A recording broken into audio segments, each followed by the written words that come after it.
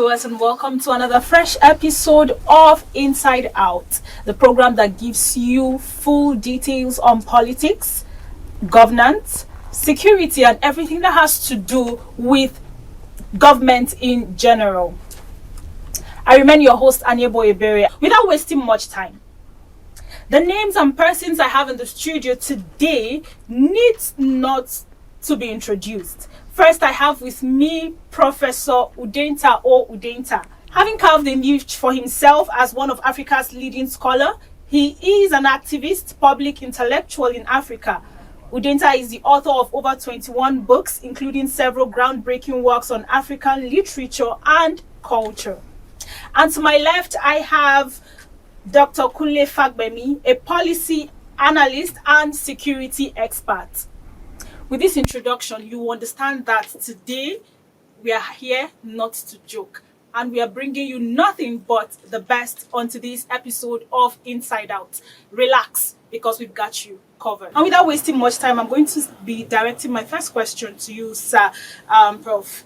The trend in Nigeria today of one-party state, you will agree with me, the massive defection of politicians over the past few days has been alarming. And what does it hold for Nigeria as a country? This phenomenon is not new. It's been part of us from the First Republic and the Second Republic. The Third Republic was very short-lived. And then there was what they can call binarization of the party portfolios. You have the SDP elected to the left and NRC elected to the right. So that experiment didn't last long for us to know whether one party will have absorbed the other. I call it a sense of political gluttony, when you are, too, eager to eat and swallow. And then when you overeat or gorge, you suffer from flatulence and then sometimes obesity, and then at the time you need to disgorge. But that disgorgement may not even destroy the self as a constitutive political entity, say the APC. It may actually create fundamental institutional crisis, structural crisis for the survival of multi-party democracy. First Republic, I recall that there was the NC, there was the NPC, NCNC alliance, and then they have the action group in opposition, with some other minor parties, the NEPO, PRP, the UMPC, and so on, to create the balance. But after the general election 1964, one party decided to gobble up the rest of the parties, culminating with the crisis in the Southwest in 1965, when popular mandates were denied because somebody somewhere with a hegemonistic conception of power wanted to have it all. We know the consequence. The civil war, the coup d'etat, the counter-coup d'etat, etc.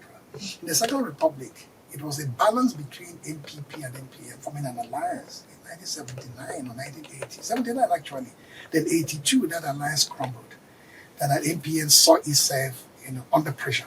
So 83 election, they decided to take virtually everything again. That's again gluttony. What happened? The democratic experiment come to a shorter end. Now you have PDP in post 2003 elections. The virtually the parties had crumbled, either internal implosion, external pressure. Even Bola Ahmed with the current president was the only man standing in the Southwest in 2003. AD, my party then, lost 5 of the states. The South was completely PDP. The South is completely PDP. So PDP had 16 governors in the South. So this APC maneuver is not something new. In the middle belt, you can talk about Plateau, Benue, Niger State, etc. etc. About 4 of states in the North Central were all in PDP. Even in Northwest, in 99 to 2003, you had Kwankwaso in Kano, you had Sule Lamido in Jigawa, you had the Yaradua in Kasena, you had all over the place. At the time, PDP had almost 26 governors, as APC is portraying today. The movement into a ruling party is a sign of the decay of the political system. It's not a movement that is founded on the logic of genuine inclusion or prosperity, search for prosperity. It's not a movement of ideology, a movement of philosophy. It's actually a movement of calculated political elite who suffer from 3 things I accuse about. The governors, including my governor of Enugu State, they suffer from a sense of cowardice, godlessness, and chicken-headedness. Because they have no lineage of power. They don't understand the history of this political struggle and the construction of this democratic order. If they do, they will know that even if your party is a small party or a smaller one, a pushing party, it doesn't mean that the party will not tomorrow, do it.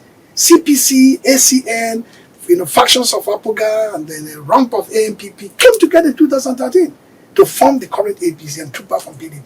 Other coalitions will still emerge out of the shadows of these, decampments in order to give a fight in 2023. My language is that it's going to be a watershed moment in 2027 when the upper cross of the elite will take a walk in one direction for convenient purposes, while the rest of the people will seek for agency. Let the agency may well be a rebranded PDP in concert with other powerful, civic domains that could present a very, inclusive presidential candidate that will snap power out of APC 2027.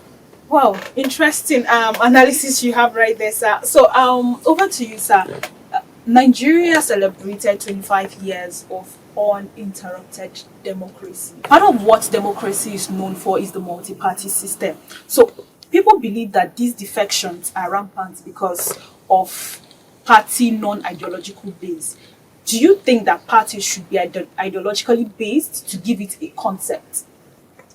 Thank you very much. And I want to take off from where my brother stopped, which had to do with the attempt, the transition to civil rule attempt under the President Ibrahim Babangida regime, of which I was part of the socio-political re-engineering team, wherein we developed the NRC and SDP as political parties, wherein the manifestos were clearly carved out and taking a departure from the Chapter 2 of the Nigerian Constitution, as it then was and currently is, which has to do with the directive principles and objectives of the Nigerian state.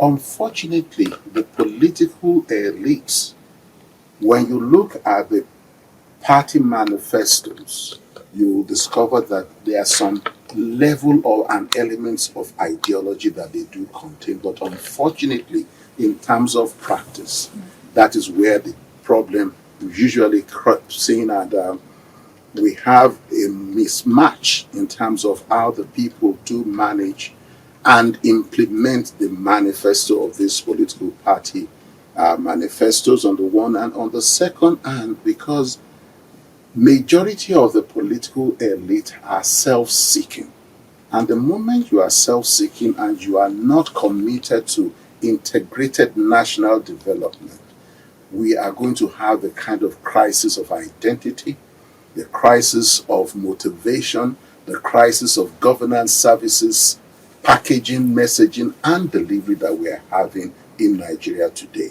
And that is why today, if you take a look, either the PDP 16 years or now the APC in the number of years that they have been there, 10 years and some months, you realize that neither are they compliant and focused on their party manifesto content or the campaign promises that they had.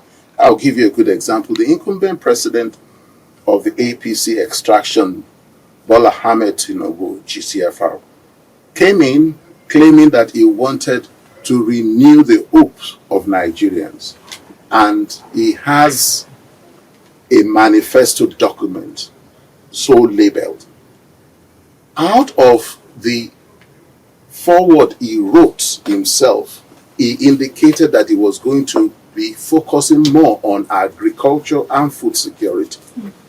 But when you look at the last 28 months that he has been in office, he has not been able to pay serious attention to agriculture and food security. It took him close to 2 years before they started importing 2,000 units of tractors. And when you look at it, the first thing you want to deal with in terms of food security is subsistence. How can people have food on their table? And you will recall that he attempted to say this clearly in what some of us took note of 2021 at the colloquium in his honor for his birthday in Kano, when he talked about the Agbado metaphor. And ordinarily within 100 days, corn, sorghum, millet, groundnut, and things like that, you can deliver in terms of production.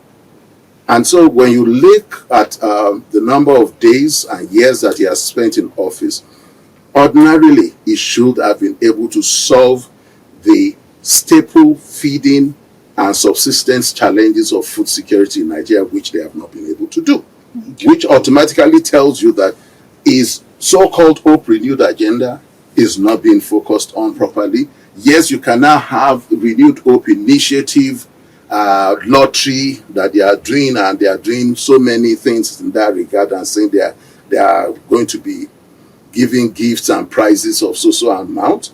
But in terms of me being able to go to the corner of my street and buy masara corn to eat, and I can get it for 50 naira, that is not possible. It's not there. For me to buy groundnuts at 20 naira is not possible. You can only get groundnut now for 200 naira plus. So that shows you that they are not compliant to their own manifesto. All right. So it's not the question of well, it exists. It is ideology existing or not. It is a question that they do not believe in Nigeria. They do not believe in integrated development. They do not understand that the global standard says there is sustainable development goals that we are supposed to focus on. And if you are focused on them, you'll be able to deliver effectively in such a way and manner that it will attend to the needs of majority of Nigerians. Very nice one we have there. The fight among politicians has been ahead of the 2027 general election, if you agree with me. Everybody's focused on the 2027 general election. A few days ago, the new INEC chairman he resumed office, and part of what Nigerians decry as the issue for the 2023 general election was the INEC, which they feel failed in their promise, in things they said they were going to do, the failure of the beavers and other things that happened, the hitches. Time and time again, INEC is usually blamed for electoral malpractices. If politicians play by the rule of the game as it will be, would INEC be manipulating the system? Democracy is expected to be participatory and inclusive in the main character of democracy. And the attempts at the issue of rotation, zoning, whatever you are doing, is to ensure that all stakeholders are brought on board. That is a major principle behind it, and it is an attempt to ensure that no segment of the Nigerian state is left behind. Any attempt to say this is not to be done is undermining the spirit, the legal frameworks, and the policies that govern democracy. That said, when you now look at democracy, it can only be valid if there is a definitive way of determining the succession, and that has to be through the ballot process, and an electoral management body must be involved and superintend such. And to do that, you must have some legal and policy frameworks. Unfortunately, all stakeholders in the Nigerian political environment do one thing, and that is they keep on assuming that the laws, the frameworks do not matter. So let us take a look at the electoral system. And we've attempted a number of electoral reforms since 2006. Those electoral reforms are aimed at improving the quality, the effectiveness, and ensuring that we have what will be called a sustainable parameter that can be revalidated and verified. This is where the Electoral Commission, INEC, comes in. As it is, successive years, electoral cycle years, you have discovered that most political actors are not ready to accept the outcome and output of the electoral process. 84-point-something% of contested portfolios and positions went into litigation in 2003.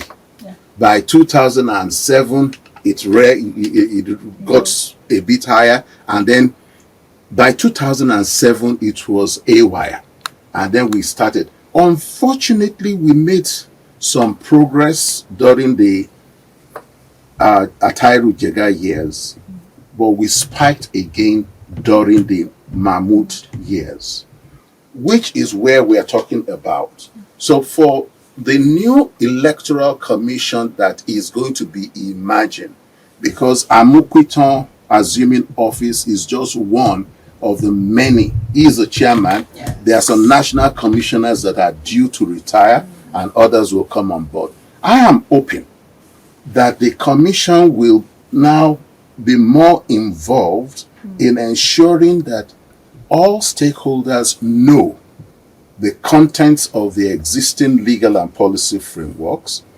Political actors are made to subscribe and attest or affirm that they are going to obey. I'll give you a good example. Most of the issues relate to how to confirm that the results counted at the polling unit is what actually gets translated. Most of the issues revolve around the content of the Form EC8A and how it is transmitted and collated into Form EC8B. Ideally, we shouldn't have issues if only all the stakeholders play their role, but it is on record that most of the political parties do not deploy enough party agents. And when they do deploy party agents, not all the party agents are diligent enough and patriotic enough to perform their roles and duties. When you fail to do that, then you again have some of the things that have been circulated and reported in the media, that occasionally some criminal elements do have alternate from EC8A containing the same serial number. Yeah. So there is criminality involved. We have to get to the level where all of us will now be a little more vigilant to ensure that the votes at that level.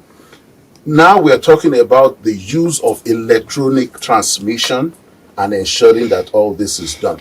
If only the party agents do their due diligence, we will not have any crisis.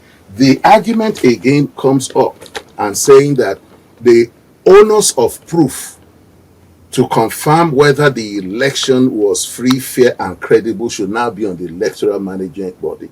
But the reality is that if the political actor who is a candidate and the party that sponsored him do not even have the materials with which they can verify and validate and have a claim to challenge what the electoral management body has done, we are having issues. And this is where we need to really work on. Let me just weigh in a little bit here, and I'll be very, very direct in my contribution. Former President Jonathan was asked a question about when he got to know Jega. He mentioned Jega and the kind of effort, institutional effort he mobilized in order to get that institution in a better shape. He said, I don't know him. I never met him. I asked around and they say he's a Bex material, intellectually endowed, academically sophisticated, with exposure and experience to do it. And I know there was incredible pressure. I know there's some pressure on him. But if you don't take down Jega, who is from the north, and you are a president from the south, you don't know the kind of things that could happen. He said, no, he trusts Jega. I asked for the Bex and they gave me the Bex. I will stick with him to the very end. And he lost election, congratulated the victor. The point why I raise this point is the pattern, the structure already on ground, the framework is talking about that permits the president to nominate not just the chairman, the national commissioners, and the 37 ranks. So when you have a president nominating and not a President Jonathan, who is self-effacing, who is absorbed in his soul the parameters of liberal democracy, who could say, I lost, you won, congratulations. Who could appoint a northerner as the chairman of INEC. You have this president now, who is deliberate, intentional about power, with a miracle spirit powering it, who has his, because there are two environments in election. He described the internal environment. We need to describe the external environment of that electoral process. The police has a role to play, You have an IGP of police intentionally procured, his tenure may be legally extended from the Yoruba stock as the president, who will marshal the entire police apparatus to help with the election management. You have the DSS playing critical role in terms of state security there. You have who there? Ajayi, who is what? From the same Yoruba stock there. Who's going to do that job there? Where do they store all the critical materials? All the voter card, all the voter papers and so on. Is the central bank. Who is there? Cardoso, from his own stock, Lagos there. They're intentionally placed there. Okay. Army chief, because army is going to be overlapping with the police and the DSS in case there is extremities of a volatile situation there. Who is there as army chief of staff? We know where he's from. INEC chairman, the DG of the GMD of NNPC. He's suddenly from Kwara, suddenly from Kogi, or North Central. But the way he mentioned the name, he's Yoruba. So we have the INEC chairman carefully curated Yoruba. You have the chairman of the party, actually, a former rec of the INEC. You have the GIP, IGP, you have the DGDSS, the list goes on. So there's an intentional strategy on the part of the president to maneuver this election in certain direction. It is out there, not just like making a proclamation, he will fix the election. I'm saying there's some set of intentionality. That is one. Two, Nigeria electoral process has advanced. Let's be honest about it. Maybe on paper, one of the best in the world, because you can use the American system as a standard. Is centered in a federal structure in which one state has different standard of measurement in terms of what constitutes a free and fair election. The key factor there is who is a voter. From 1999 or 2003 or 7, KUNLE may know better when the biometric method was first introduced, in which they capture you and then you have your fingerprint. That is universalizing the electoral method in which I am a voter and I can participate. Very many countries don't have a uniform method. The US, for example, you have a library card, you might have a social security card, you may have a voter ID, you may not have a voter ID. In our case, for over almost 20 years or 18 years, we have a uniform method to say voter A is like a voter B. Then they went on in 2015 cycle, if I'm not mistaken, when they have the card reader. To now read the biometric card, you need a card reader to further reinforce its authenticity or its credibility. That it wasn't enough. We now have to have the beavers. On top of the beaver, the IRA reporting system. So in terms of technical movement or motion, we have gone very far. What he says is the behavior of the political class, the political parties, and other interested entities, civil society, the level of mobilization, the international monitoring group, and so on, all must come in concert. The funding agencies too. When you receive huge money from a basket of fund that EU is organizing for you, they have a voice. And who becomes even what in the electoral system? How do you perform?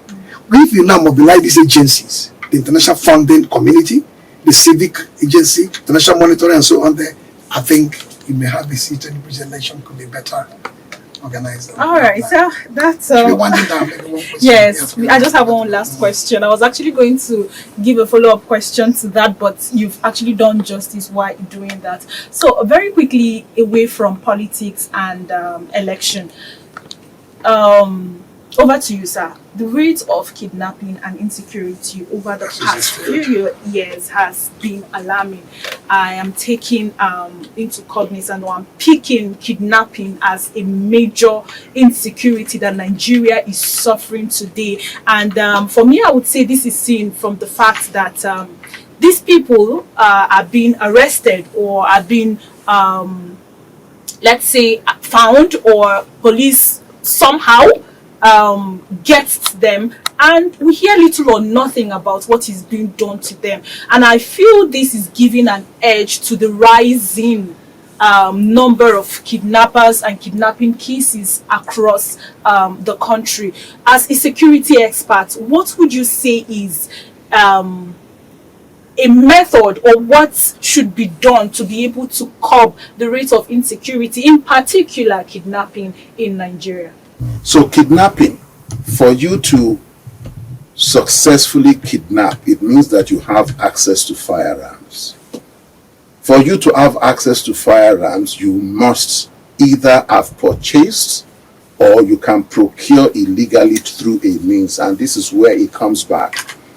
The National Assembly was doing some interrogation and discovered that the Nigerian police actually lost some cache of firearms and ammunitions. Wow. Now, nobody has pursued that to a logical conclusion. The provisions of the Firearms Act says that there should always be firearms audit. We are yet to see any firearms audit being done within the Nigerian state. Meanwhile, the same National Assembly is attempting to, literally speaking, amend the Firearms Act that they are not implementing. What are the provisions that they are trying to smuggle in? And this is very important in the sense that if you now have a situation where majority of the political class that are already in the National Assembly are moving from the opposition political parties and are coming into the main ruling party, it means that some of those amendments may creep in and succeed. Should they succeed, it means that we are in for a bad time.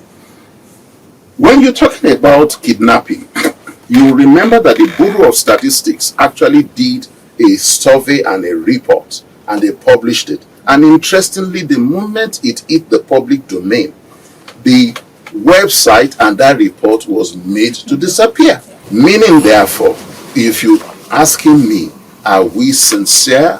Are we deliberately interested in solving the kidnapping crisis in Nigeria? The answer is in the air for everybody to discern. And for us to understand that the incumbent administration appear to be allowing and ensuring that this thing, I'll go to the economic intelligence component of it. On a daily basis, you are supposed to have every bank report that this person dropped more than 1 million. This organization spent more than 5 million. There was a 5 million transaction, and such will raise a flag. How come people are being made to pay ransoms of 20, 30 million and we cannot trace it? And it's very interesting that when we had NSAS some 5 years ago, all the people that were major actors of NSAS campaign protest had their accounts suddenly frozen. But these kidnappers are not.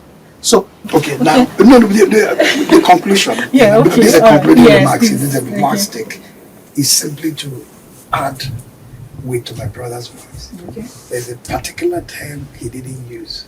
I think if I drop that term now, we will wrap this up. What is that term? Accountability. What they have described in the past 2, 3, 4 minutes is accountability. The banking system is not accountable. The audit is not accountable. The National Assembly is not accountable. So when you can't hold people accountable to these institutional responsibilities designed for their office, you're simply signaling to the bad character in society, go ahead and do what they're doing. Nobody will be held accountable. So accountability is not just a small word, it's a very loaded word. It's a philosophical construction, concept. Accountability is the root of a democratic crisis. Because when somebody sees the other and says, he did it and got away with it, why would I do it and get away with it? In terms of this economic surveillance and monitoring, in terms of the firearm audit, in terms of the way of might want to amend the certain law over the firearm, whatever it is, or kidnapping and so on.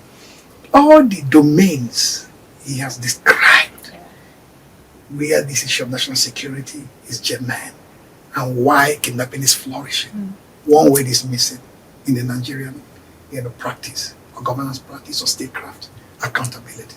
Once you insert it back into that equation, and people are really seen to be accountable. Thank you so much All right. for this opportunity to be with you and so on. All right. Thank you very much, sir. I really, really appreciate your presence here and for doing justice to the questions I brought before you. All right. There you have it today on this episode of Inside Out. You will agree with me that from the first time or from the first minute I introduced my guests, your fingers were crossed, and at the end of the day they were able to do just justice to the question presented to them. Until we come your way again next time, keep watching True Vision Television online and keep watching Inside Out. I remain your host, and bye for now. Anebo Ebere.